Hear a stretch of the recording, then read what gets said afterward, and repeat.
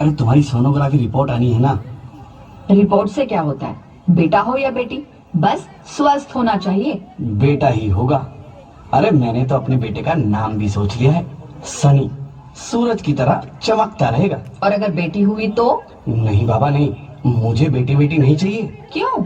अरे मैं घर के खर्चे उठाऊंगा, घर की ईएमआई चुकाऊंगा या उसके दहेज के लिए पैसा बचाऊंगा। अरे जमाना बदल गया है, आने वाले टाइम में दहेज वहेज का चक्कर ही नहीं रहेगा। सब कहने की बातें हैं, आजकल का माहौल देखा कितना खराब हो गया। अरे ऐसे माहौल में बेटी को संभालना आसान है क्या? तुम ऑफिस जाती हो, मैं ऑफिस जाता हूँ, पीछे संभालेगा कौन?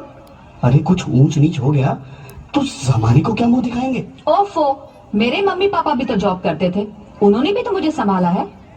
पहले जमाना और था, ज्वाइंट फैमिली होती थी। अरे सोलो फैमिली में लड़की को पालना आसान है क्या?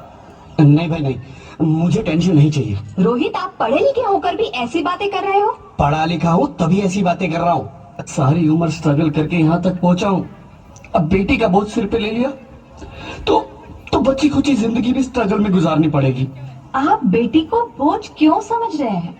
आजकल लड़का लड़की में फर्क ही क्या है? फर्क है, लड़का लड़का होता है और लड़की लड़की। लड़का वंश बढ़ाता है और लड़की टेंशन।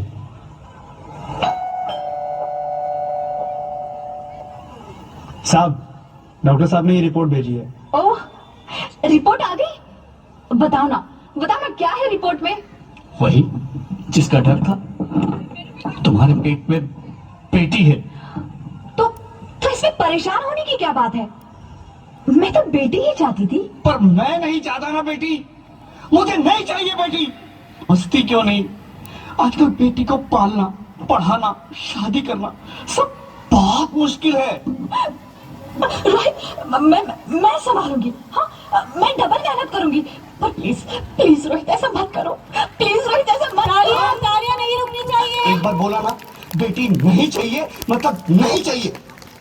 पर रोहित, चूज वन, बेटी या मैं। रोहित प्लीज, रोहित मेरी बात सुन लो। रोहित प्लीज, मेरी बात समझने की कोशिश क्यों नहीं करते? मेरे लिए तुम दोनों ही बराबर हो। अब मैं किसी एक को कैसे चुन सकती हूँ? रोहित प्लीज, अब मैं तुम्हें कैसे समझाऊं? कैसे समझाऊं मैं तुमको?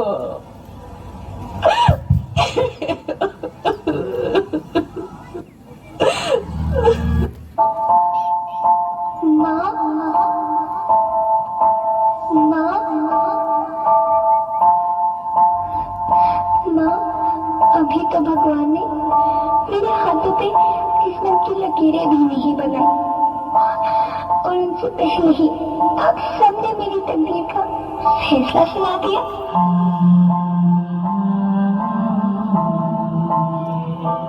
माँ, मुझे जी लेने दो। अपनी कसम, मैं आपको कभी तंग नहीं करूंगी। जब खाना खाने के बाद आप सब मीठा खा रही होंगी, तब मैं रसोई में जाकर सारे बर्तन साफ कर दिया करूंगी। तालियों की गड़गड़ाहट नहीं रुकनी चाहिए। चिंता मत करना, मैं भैया की किताबों से अपने आप ही पढ़ लिख जाऊंगी।